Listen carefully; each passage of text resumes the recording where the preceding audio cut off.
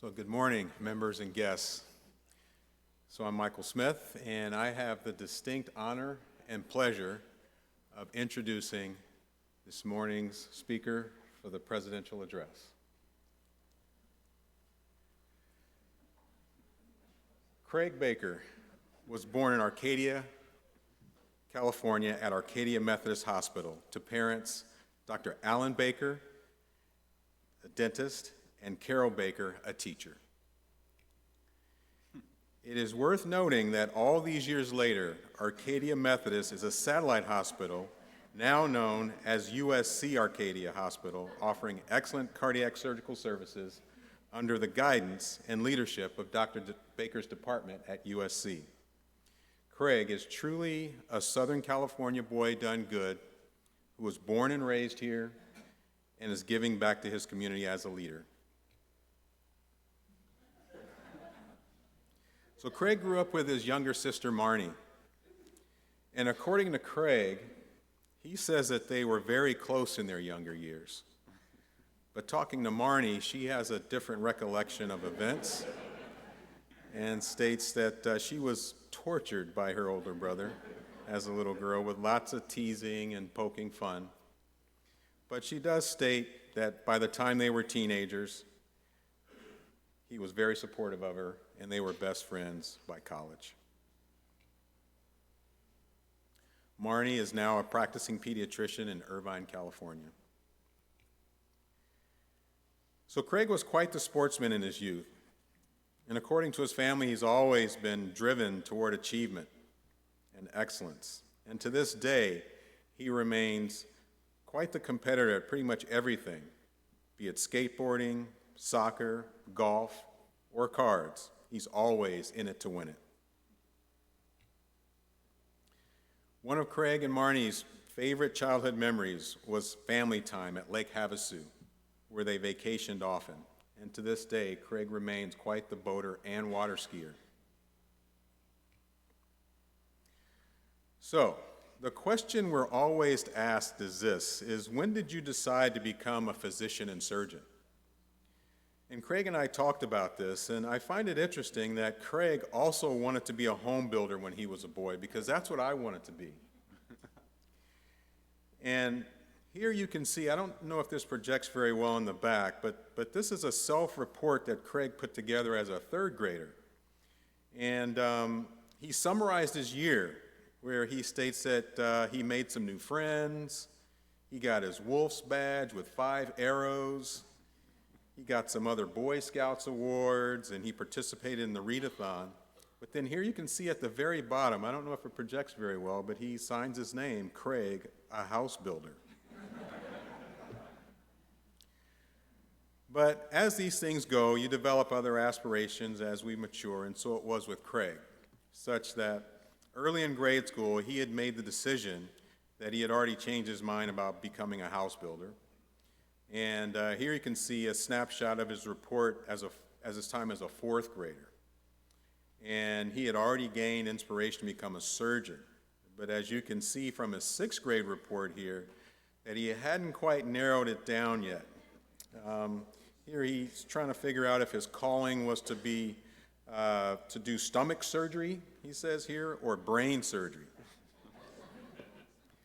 I just think that this is really cool that Craig was able to actually have this insight when he was so young and carry out his boyhood dreams.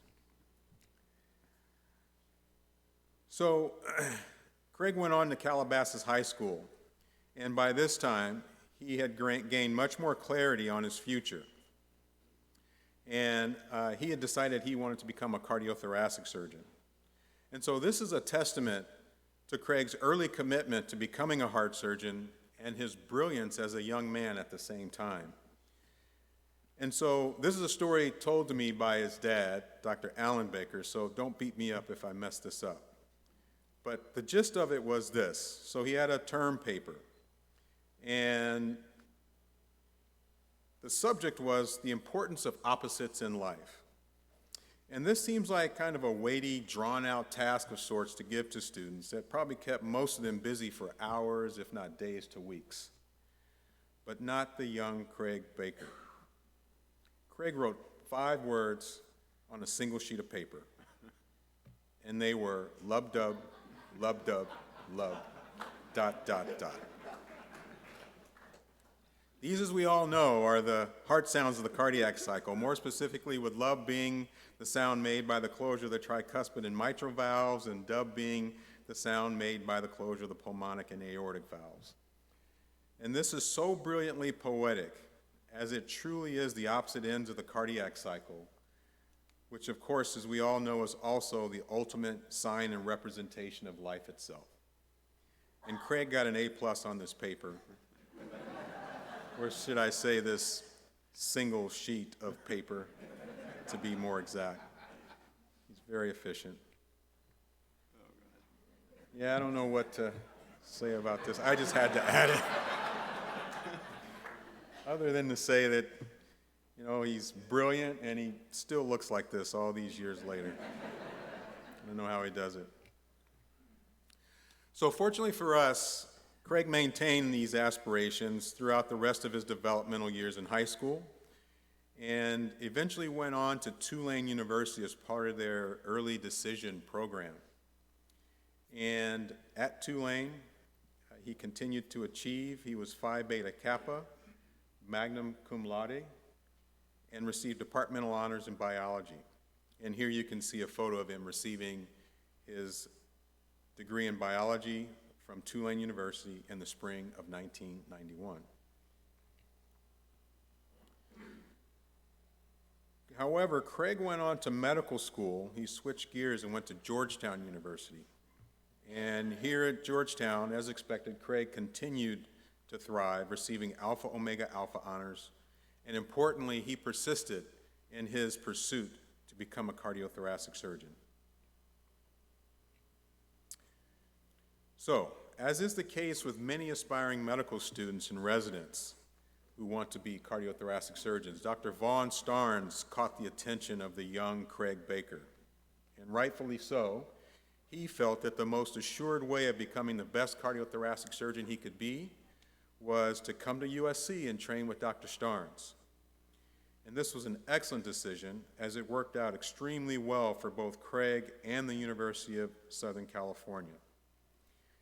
And during his tenure there as a surgery resident, Craig excelled as a gifted trainee and devoted teacher, winning multiple teaching awards. He also spent some time outside of his clinical training and worked in the laboratory and doing research there, and wrote many papers with contributions in living lobar lung transplantation, congenital heart surgery, as well as non-beating or beating heart surgery and congenital heart surgery. Dr. Starnes was his mentor during this period of time, but another important figure in the development of Craig, as well as many other CT surgery residents at USC, was Dr. Mark Barr. So I had the great fortune of coming on as attending staff at the University of Southern California Department of Cardiothoracic Surgery at that time. And this was my first job out of training, and I was grateful for the opportunity Dr. Starnes gave me to help run the lung transplant program there. And so it was during his final years as a cardiothoracic surgery resident that I came to know Dr. Baker. And at that time, he was in his chief year of cardiothoracic surgery at USC, and I recall that he had become an extremely astute clinician and gifted surgeon technically. And technically, while I was the attending surgeon working with him and he was a trainee, I am sure that I learned way more from Dr. Baker than he ever learned from me. And I was very grateful for that relationship. So, it was also during this era that Craig had the great fortune of meeting his future life partner. And so Craig was this extremely accomplished, standout USC surgery resident, and then there was this young, beautiful woman named Regina Kim, who was a rising star senior medical student. And apparently she too was impressed with Dr. Baker's teaching skills.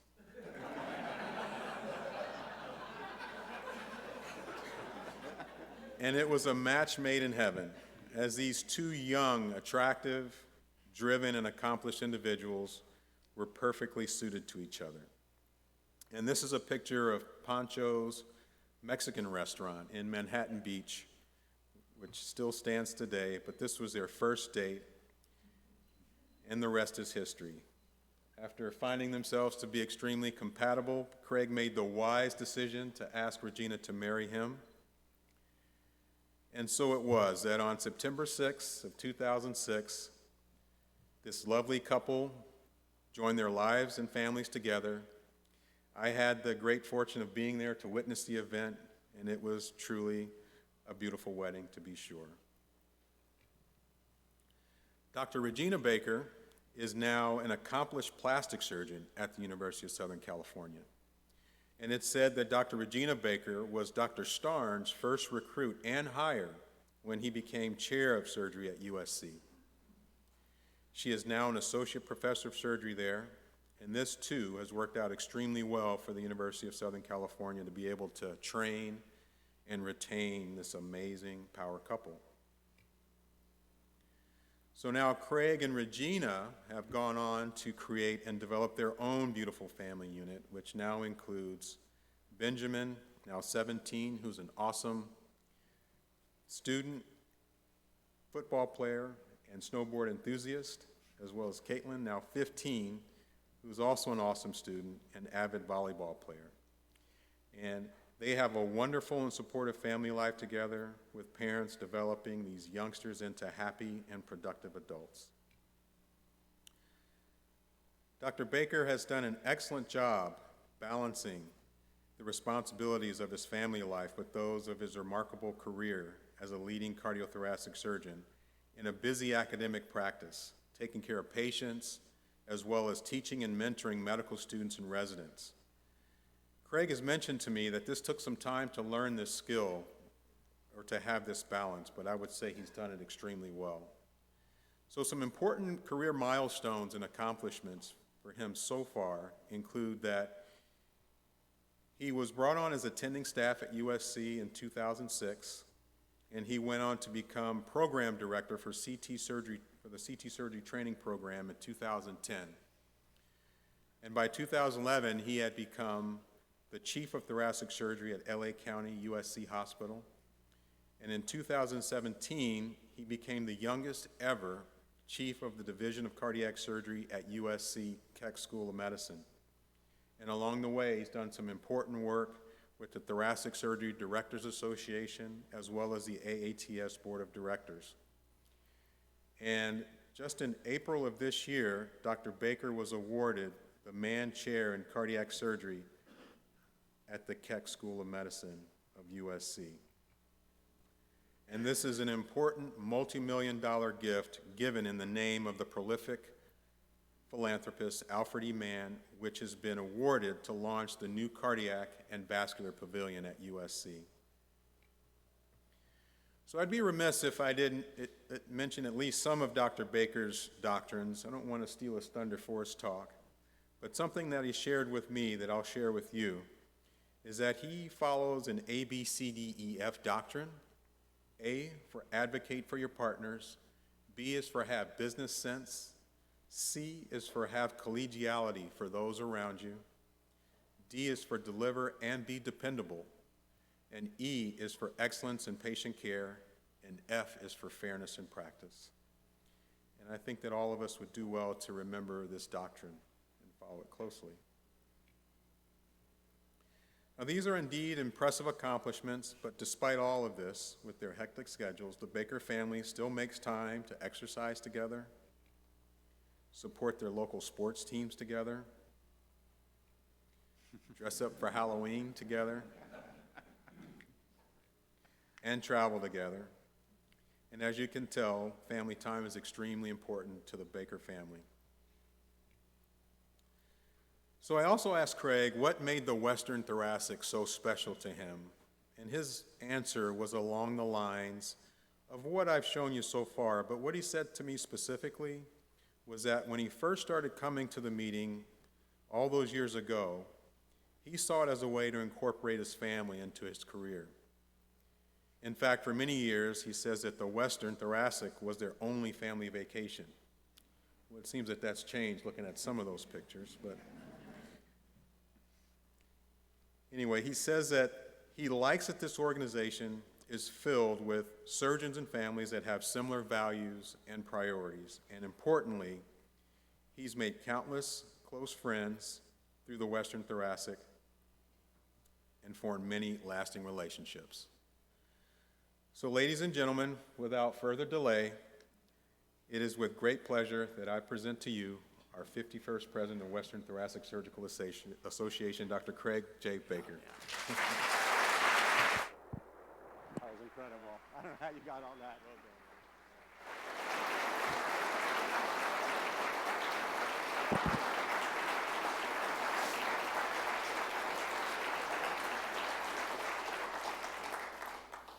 It's finally arrived. Mike, thank you for that really incredible, well thought out introduction. It has been an absolute pleasure working with Mike Smith this year, really as a true partner. We did everything together, and I can assure everybody in this room, the Western Thoracic is in very capable hands next year under Dr. Smith's leadership. So thank you, Mike.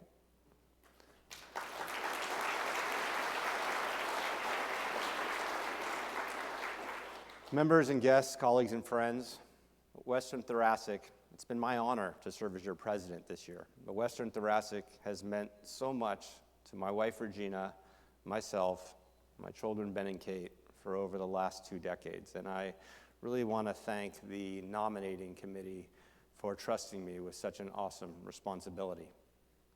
I want to spend a few moments to thank the committee members and subcommittee members who worked so hard this year in planning this meeting. And a special shout out to our program chairs, Fernando and Jane, and our membership chair, Tara, who really went above and beyond this year in planning for this. There's a few East Coast special members I'd like to acknowledge here today. The current president of the American Association for Thoracic Surgery, Dr. Emil Baca, and the CEO, David Bobbitt. Thank both of you. Can't see where you're sitting, but thank you both for being here. And my good friend and mentor and immediate past president of the Southern Thoracic, Dr. Steve Yang. Steve, wherever you are, thank you for making it out here. Lastly, to PRRI, our management company, Stan, Orly, Aviana, April, Danielle, thank you for tolerating my weekly meeting requests, my late night texts and phone calls, forgetting that you're on the East Coast, and really for helping us plan what I think is going to be a phenomenal meeting. So let me start off by going back a couple years. This was an absolutely shocking day in my life.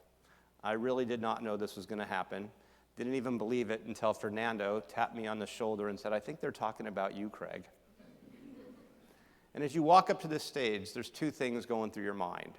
You're thinking about the immediacy of the moment and what you're going to say because you weren't planning on it. And then you start thinking about today and giving this talk. Well, to put that into perspective, this was June 24th, 2023, almost 2 years ago to this day. So I thought I'd share with you my first outline of this talk, which is July 31st, 2023. So I've had a little time to think about it. The other thing you quickly realize is you get some unsolicited advice about this talk. Right after this, Ross called me and said, "Oh, Craig, it was the best year of my life preparing for this talk. I read like 20 or 30 books." And no joke, about a week later, Surf called me and said, "Don't read any books. No one wants to hear something you read in a book."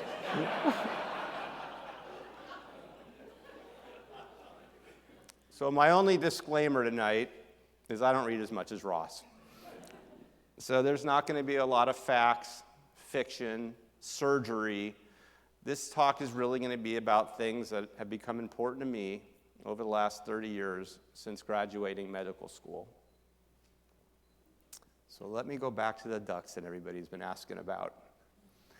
Ironically, this is a story my father told when he was a local elected official for a dental organization called Alpha Omega. The story is these three ducks want to learn to cross the road, and there's oncoming cars. And the father duck says to his children, well, what will you give me if I teach you to cross this road? The first little duckling looks at his dad and says, you know, Dad, if you teach me to cross this road, I'm going to build houses, and I'm going to build you the biggest, best duck house that ever existed. And Dad thinks about the answer and looks at his second child and says, well, son, what will you give me if I teach you to cross the road? Second child looks at it, looks at the cars, and says, you know, Dad, when I grow up, I'm going to build race cars, and I'm going to build you the fastest, best little ducky race car that ever existed. Well, Dad thinks about it and looks at his third child, and the third child looks out in that street, looks in the cars, thinks about it a little longer. He says, you know, Dad, if you teach me to cross this road, I promise I will teach my children to cross this very same road.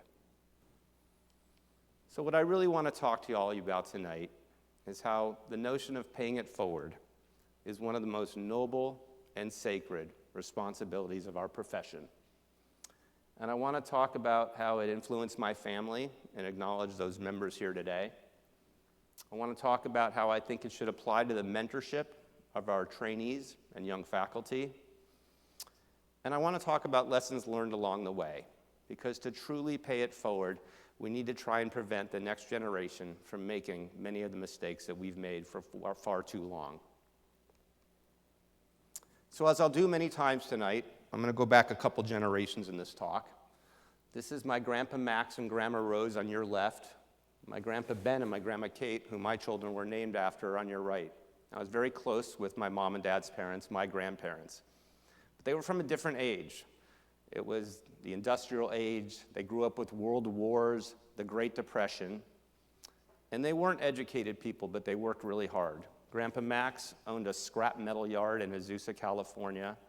Grandpa Ben owned a produce company in Los Angeles. There wasn't a lot of fancy dinners. There wasn't a lot of family vacations. They had one goal in life. They wanted to get their children, my parents, the education they never had. Well, my mom and dad had a little different take on life.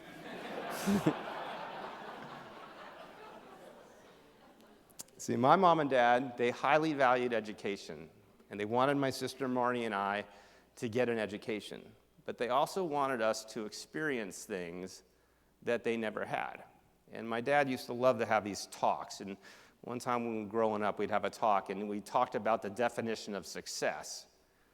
And we settled on this idea that everybody's born into different opportunities, different social statuses, different family businesses, different family backgrounds.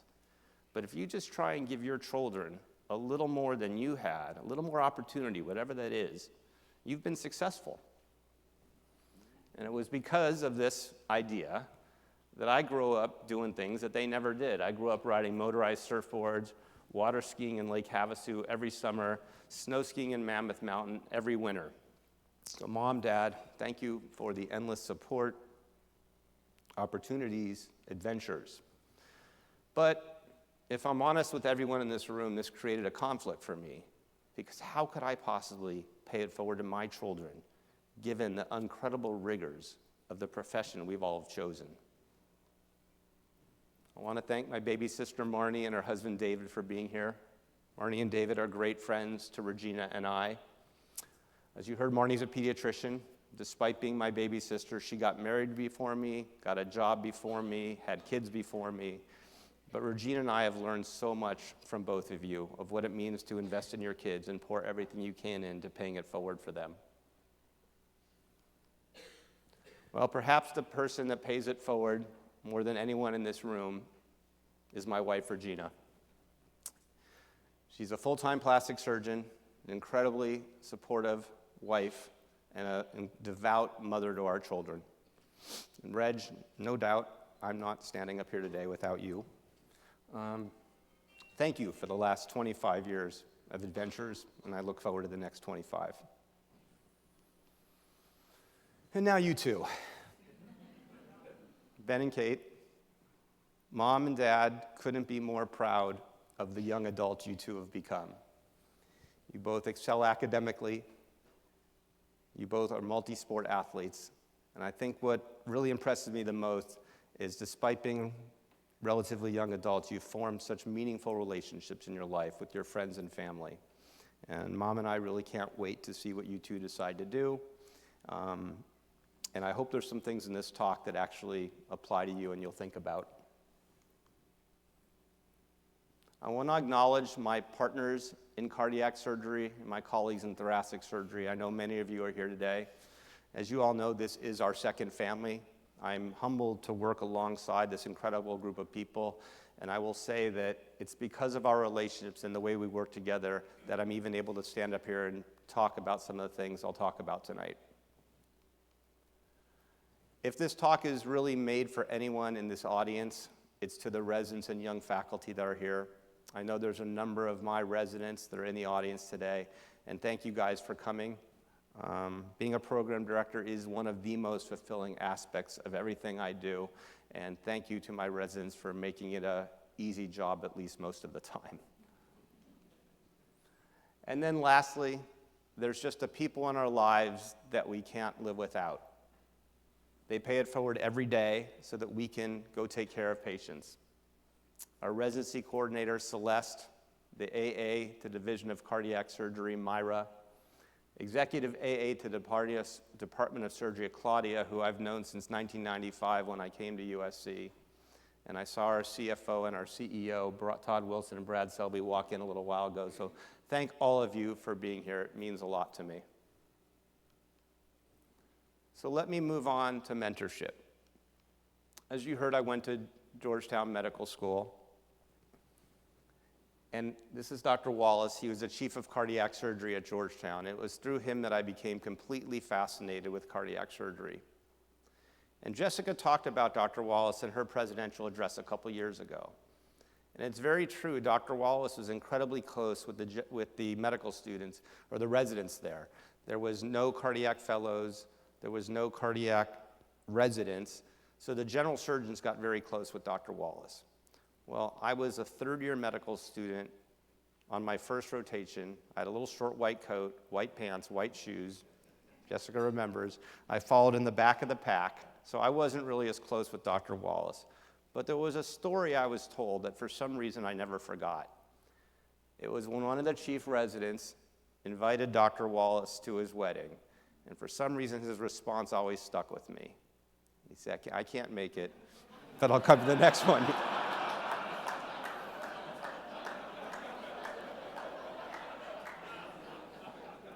Everyone laughs when they hear this story, but there's some truth here we're going to talk about. So, the most important mentor I probably had in medical school was Dr. Richard Hopkins. He was a congenital cardiac surgeon, and it was through him that I became fascinated with heart transplantation and congenital surgery. And it's diseases we'll talk about a little bit tonight. And he did, as you heard, give me the most important advice of my early career. He said, Craig, if you want to go back out west, there's this new young hotshot surgeon that just left Stanford to go to USC, and you should go work with him. Now, to be honest, I had no idea how important that advice was. I was a third-year student. I didn't understand the importance of generational teaching and real mentorship. But I was smart enough, my naive self, to look up this Dr. Shumway, and I read all the incredible things he did. And in kind of a naive little kind of way, I said, you know what, if I can go work for the guy that this guy trained, that just made some intuitive sense to me. So let me talk about my personal thoracic surgery mentors through the eyes of a patient that I'll never forget. This is Baby M. Baby M was admitted to Children's Hospital Los Angeles just after I finished my congenital fellowship. He was about 6 or 7 months old. Ended up being diagnosed with an idiopathic dilated cardiomyopathy, and in front of our eyes just got sicker and sicker every day. Started to look a little gray. Baby M really needed a heart. There wasn't a lot of Berlin hearts or LVADs or support systems for babies at that time. I was operating with Vaughn when the donor offer came in. For all practical points, the donor was too small, too young, And Vaughn, in his normal, confident way, just looked at me and said, "Craig, I'll make it work." Now, I could spend the next 45 minutes talking about Vaughn's mentorship to myself and all the faculty. I could fill up this whole hour, not just as a surgical teacher, but as somebody who really has the best interests of his faculty in mind. Vaughn, like all great mentors, sees things in people before they see them in themselves. Vaughn, on behalf of all the faculty, thank you for an entire career of mentorship, friendship, and collegiality. Turns out Vaughn and I were operating at the hospital where Robin was chief of cardiac surgery. It was a real privilege to work with Robin. He not only focused on your technical skills, but he taught you about life, how to build a practice, how to relate to colleagues. But perhaps the most thankful thing I have for Robin is I was about a year into practice, and Robin said, "Craig, I'd like to bring you to a Western meeting." I had no idea what the Western was. And he got me my first job designing the Fun Run t-shirt. And it was through Robin that for the last 20 years I've met this incredible group of people and had dinner every Friday free night. So really appreciate. Wouldn't be up here without Robin getting me involved in this society. The person that called Vaughn in the operating room that day to discuss the donor offer for Baby M was Mark Barr. Mark is one of the first people I met at USC, became an instant friend. I went to his lab, taught me to write my first few papers. Where's Mark? Where'd Mark go? He doesn't like to sit in front. Mark, I know there's somebody else that should have been able to be here today.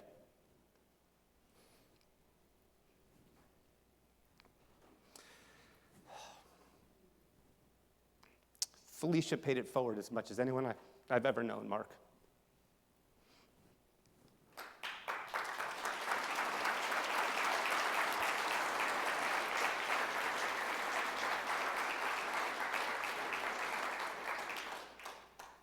Mark went out that day, as he's done countless times, to pick up the heart for Baby M, which he knew would be perfect.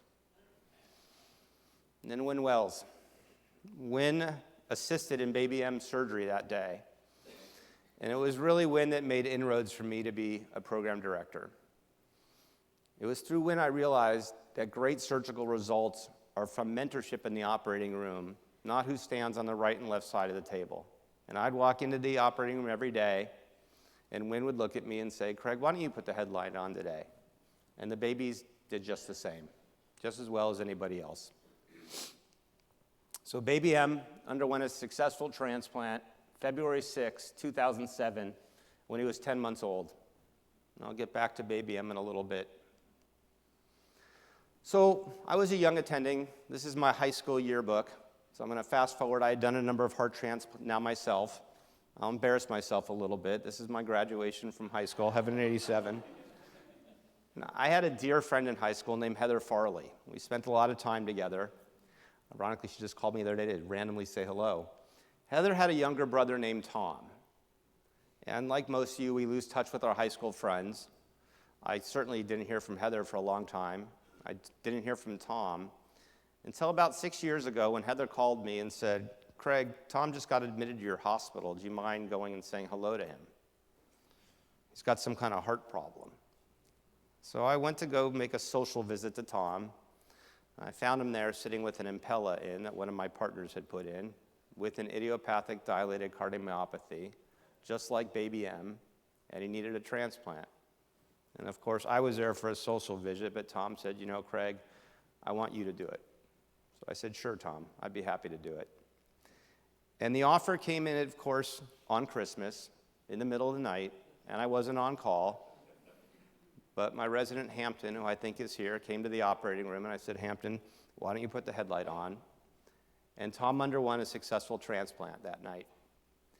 Now, I don't tell these stories to brag or get applause. Everybody in this room could tell similar stories of lives they've affected or saved through the mentorship they've received through the years. But it does beg the question, if our goal is not just to train residents the way we were trained, but to pay it forward, to maybe train them better, what's the best way to do this, given the explosion of innovation and technology that's happened in our fields. Well, Nahush asked me to write about this a number of years ago for JTCVS, about what was the optimal training pathway in cardiothoracic surgery. And I led with this statement, which I believe holds as true today as it ever did. The culture of education within any given training program is vastly more important than the type of training paradigm offered at any institution. So I'm going to take a very circuitous route to talk about culture, because I somehow had to figure out how to work golf into this speech, and this is the only way I could do it. When I was a senior resident, I got invited to this New Era Cardiac Conference hosted by Rainey Chitwood and Mehmet Oz. Amazingly, this was 2004. It was in this exact conference room I sat 21 years ago when this used to be the St. Regis Hotel. And I went to this lecture by Rainey called Tips for the Young Cardiac Surgeon. And he talked about his love for photography. And he said, in this specialty, every 10 years, you have to pick a new hobby, something outside of surgery that makes you happy. And then right after his lecture, I went to the lawn right out there to a yoga class taught by Mehmet. And I immediately knew yoga was not going to be my new hobby. But I put that advice on the back burner. I needed a hobby. But then I got busy, got married, started raising a family, and I never really developed a new hobby. Well, then COVID happened, and I had a lot of free time on my hand. And I said, I've always wanted to learn to golf, so I think I'm going to learn to golf. And there I am in my Western t-shirt at my house. The golf courses were closed, and I bought this net. And I went out day after day, and I just hit ball after ball into this net. I got really good at hitting golf balls in this net, and it's really sad because I looked at this swing, and in 5 years, it's no better. But I got really good at hitting balls in this net. And I learned a few things. I learned that practice is really important, and simulators can really help. But what everyone who golfs in this room knows is none of that matters till you're sitting here, the pressure's on, you're on the first tee, people are watching, because eventually you have to play the game. And Irv Krohn eloquently summarized this in his AATS address, where he said, we've inherited different teaching styles of teaching surgery in multiple institutions, and while practicing surgical technique is important, one must eventually play the game. So how well do we as a specialty play the game? These are graduating case logs within the last couple years of our residents for the major operations we do: coronary bypass surgery, valvular heart disease, lung and pleura.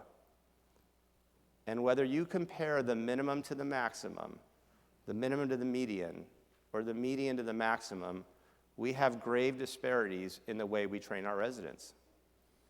And while there's certainly a lot of institutional variations that can explain away these results, I will submit to you that the problems or inconsistencies in culture is one of the main reasons we see this. And I say that with someone who's surveyed programs where residents with 6 months to go in training haven't truly done a primary case as a surgeon. So while I do believe culture is the most important aspect facing our specialty for change, there was a but here. As you heard, I was in the audience as a brand new inducted member when Dr. Fullerton, Dave, gave his speech. Dave was a very important person in my professional life and growth. And Chris and Willow, thank you so much for being here today.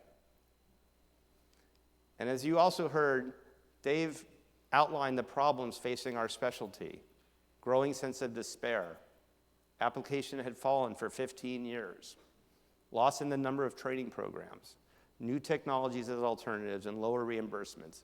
And he said the only way by which the specialty of thoracic surgery can change its phenotype is through the educational paradigms of thoracic surgical education.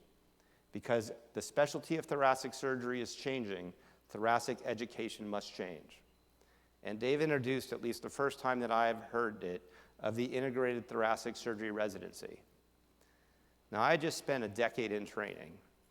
hearing this speech really resonated with me because I realized that about 7 to 10 years of what I trained to do made no difference. And those first few years, as many people know, are pretty nerve-wracking. So I really was impressed by what Dave said. After Dave's speech, article after article was published about integrated thoracic training. There seemed to be a lot of enthusiasm about it. But let me put this in a little historical perspective. The ABS was formed in 1939. The ABTS was formed in 1971. But the idea of integrated training wasn't actually new. Back in the 60s and 70s, going back to my mentor's mentor, Dr. Shumway, realized that spending over a decade in training in a specialty you weren't going to do maybe didn't make the most sense. And the ABS and the ABTS referred to this as Shumway's outlaw school of thought. But even back then, he understood some things. Dr. Shumway famously said, after someone visits Houston, they think only Cooley or DeBakey could do those cases, whereas when they visit or leave Stanford, anybody can do those cases. He was talking about culture, even back 50 and 60 years ago. He also, as everyone in this room knows, famously said, the only thing hard about cardiac surgery is getting to do cardiac surgery. When I was younger, I misunderstood this quote. I thought it meant that cardiac surgery was so hard, you just had to wait all those years to be able to do it. But that's not what he meant. He would brag that Dr. Stinson did a heart transplant before he ever did an inguinal hernia repair. And to be honest with you, I've had the same experience with my young integrated residents who has PGY3s, could do a heart transplant with mentorship, something that I probably waited a decade longer to do. And it was 1 year after Dr. Shumway's death that the first integrated program was launched at Stanford. So here's what's happened since Dr. Fullerton's talk. There was a gradual increase in integrated programs, then there was a plateau, and then we've had a little bit of an increase and then another plateau up until 2024. I do want to spend just a few moments highlighting what I think are some of the important aspects of an integrated training program. There is 6 years of clinical training in the specialty you're going to do for the rest of your life. Don't discount what it means to have prolonged relationship with your mentors. Knowing your mentors for 6 or 8 years as opposed to 2 or 3 makes a big difference. Early exposure to the requisite technical skills in our field, which helps you start those final years of training. Early exposure to the physiology, innovation, and technology that's completely transformed cardiothoracic surgery in the last decade. You can do research in the course of an integrated program in the specialty you're going to be doing for the rest of your life. Easy to build in elective time during 6 or 8 years of training, and something that's not often talked about but is a huge benefit to our specialty is by shortening the training a little bit, lower debt and increase financial security to the people getting out. So here's the status of training in our country right now. There's about 115 total programs, 69% traditional, 31% integrated. If you look at when the last data was available for the 34 integrated programs, the ratio of applicants to positions was 2.4.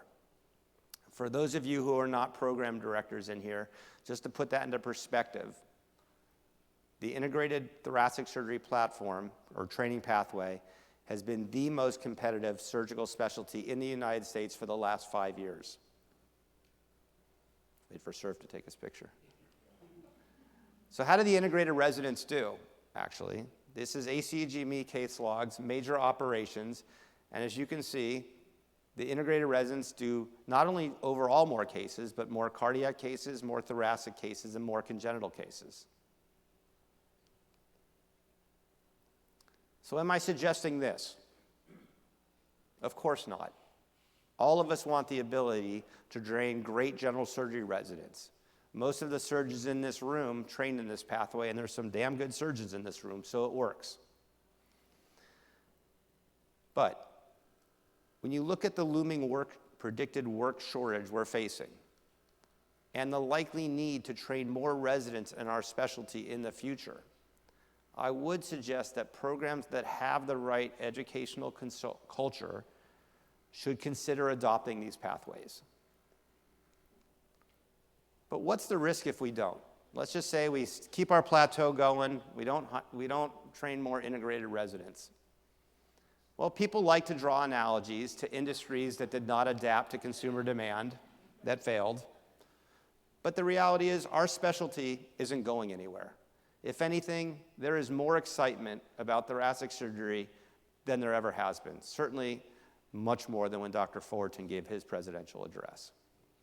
But if you look within medicine, at the advent of laparoscopy or surgical simulation, we know that programs that didn't want to adapt these new modern things ultimately saw declining reputations and were at a disadvantage in attracting top candidates. But here's the real question. Many of these students are incredibly talented. What happens to the 70 or so now unmatched medical students that we cannot take into our specialty? Well, here's my overall concern, is that we just keep sending the message back, we don't have enough spots, and they just pick a new specialty, and we lose that talent at a time when we're predicted to need more cardiothoracic surgeons. So let me get to my favorite part of this talk, the lessons learned along the way. I could have easily called this lessons learned the hard way. So let's get back to this slide. Everyone likes this? Well, the reality is there's some truth here. Being a surgeon is tough. In this recent study, surgeons experienced an over 22% increase in the rate of divorce compared to non-surgical physicians. Even if you stay married, family planning is really tough. This is a recent article by one of my residents, Anna, who's here somewhere. Family planning is tough for both male and female cardiothoracic surgeons. Where both male and female have fewer children, or less often children than they want, have fewer children than they want, women in our specialty have double the rate of needing infertility treatment as men and double the rate of the general population. And 20 to 40% of both men and women don't want to go into our specialty because of concerns about family planning. Well, ultimately, they feel like this because of what we've shown them. This is a picture I used to brag about. I love showing it, and now I consider it an embarrassment. This is April 9th, 2008. Ben, you know what that day is? That's your birthday. This is a picture taken of the OR board where Robin was chief of surgery. So when you look a little closer, there it is, OB delivery, baby Baker. Dr. Cohen's scheduled to do a left thoracotomy. And look, there I am scheduled to do a PDA ligation that day. And it's kind of a community hospital. It's not Children's Hospital. Of course, it was an incredibly difficult operation. The baby was edematous. The exposure was difficult. And in all honesty, I was completely distracted. I had someone else's child there, and all I was thinking about was my wife and newborn son upstairs. I shouldn't have been there, but this is the way things were back then. This is how we trained. We were just supposed to do everything and be superhuman. A couple years after that, I had the pleasure of being at the Southern Thoracic, and I heard Surf give his incredible address, The Athleticism of Surgery and Life. For all of you who weren't there, please get a copy of this. And Surf talked about being in a similar situation when his wife was undergoing a procedure, and he had 4 cases scheduled that day, and he got some news delivered. And I heard him give this talk and acknowledge that he shouldn't have been there, just like I shouldn't have been there. And I vowed that day I would never put myself in that position again. Well, it was 2 years after Surf's talk, Regina started waking up with some leg pain.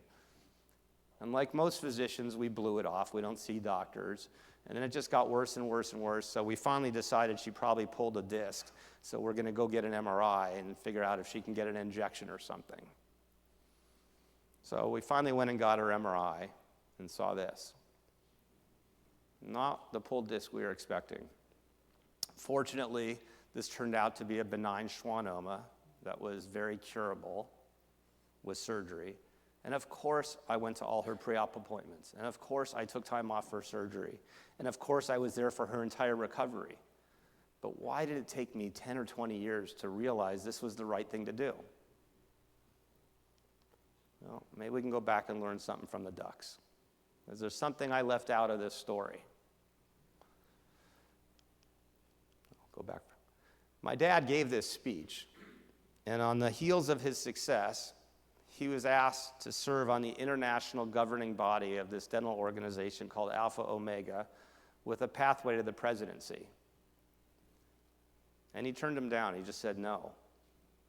And he wanted to spend time with his career and raising me and Marnie. We were getting to be teenagers now. And it was funny. He told me this story when I was young, and I thought he was crazy because my mantra was just, I'm going to get there. I'm going to be a heart surgeon. And then he told me this story every few years as I got older. And at this point, I wasn't sure if he was just getting older and forgot he told me the story. Or if he just saw me getting busier and busier in my professional life with less and less time for friends and family. Well, it's about 8 years ago it happened to me. I was a relatively new division chief. I was a program director. My wife was a full-time surgeon. My 2 kids were engulfed in sports, which meant literally every day I was doing Uber driving after work. I was on the Council of the Western, a number of AATS committees. I chaired an STX workforce, and I was treasurer of the TSCA. And I don't show this list to brag. I gave credit to all my mentors in the audience that I think have never, or don't appear to ever have said no to anything. But I was asked to take a leadership position in the Program Directors Association, and I just knew it was time to say no. I just had so much on my plate. And I really knew it was an obvious thing I should say no. But it was tough to say no, and I'll tell you why it was tough. Because I had worked so closely with these 4 incredible people, Steve Yang, Arvar Porcian, Jim Fan, and Ed Verrier. And it was because of them that I was even in this leadership position. And it really bothered me to disappoint them. But I finally did and said, it's just not the right time. As it turns out, saying no is incredibly difficult for surgeons, especially young surgeons. It's getting a lot more attention. But where does our unwillingness to not say no get us? This is a recent survey I came across of almost 4,000 surgeons in the country about how happy you are outside of work. Amazingly, thoracic surgery ranked dead last. And it's not surprising. It's our mentality to say yes. It's our mentality that when we're asked to do something, we want to impress. It's our mentality to say yes to everything. And most of us want to do a good job. And when we're asked to do something, we don't want to say no. And we think that if we don't do it, nobody else will. We essentially think we're irreplaceable.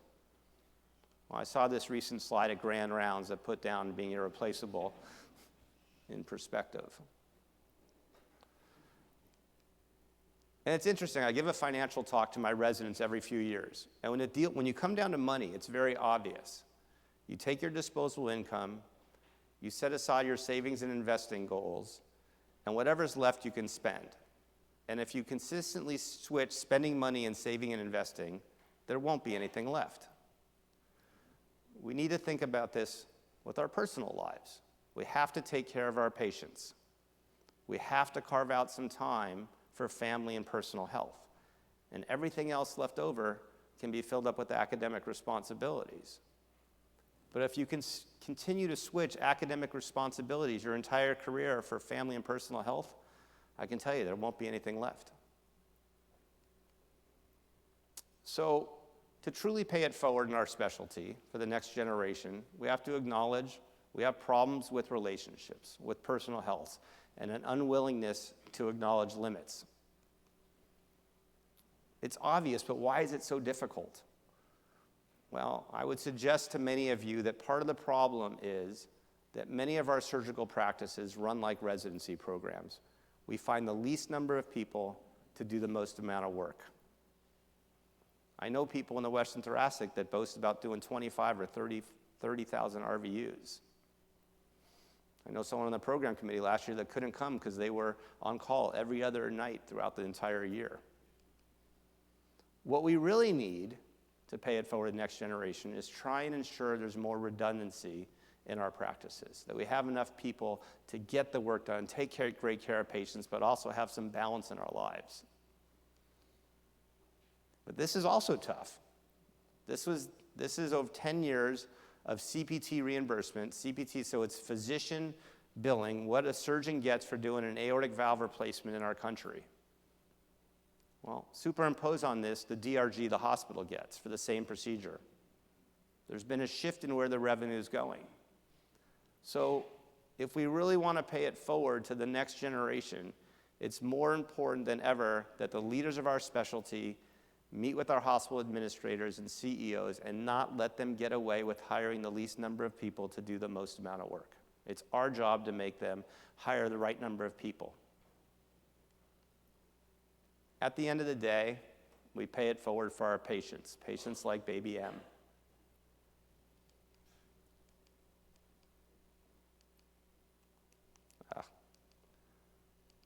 So baby M had his transplant, went to grammar school,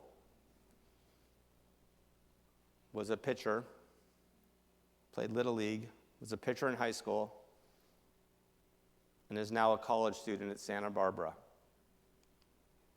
And it's because we pay it forward in this specialty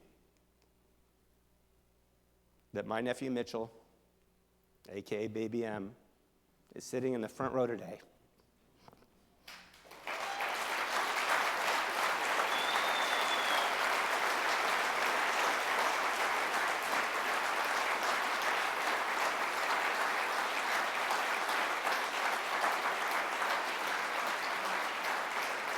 So, Mitchell, thank you for letting me share your story, and thank everybody here for what has been absolute single best honor of my life. Thank you all.